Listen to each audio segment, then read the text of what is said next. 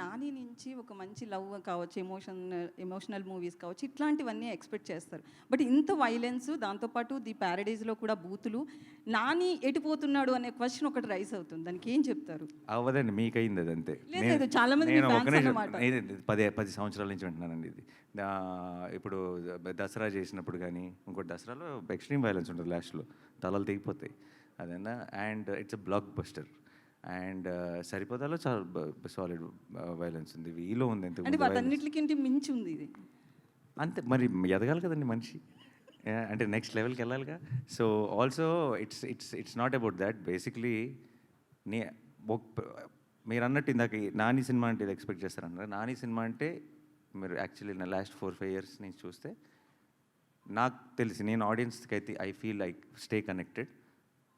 నాని ఇంత last cinema లాగానో, నాని ఇంత ముందు చేసిన సినిమాలో కాకుండా కొత్త చేస్తాడని చూస్తారని నేను అనుకుంటున్నాను.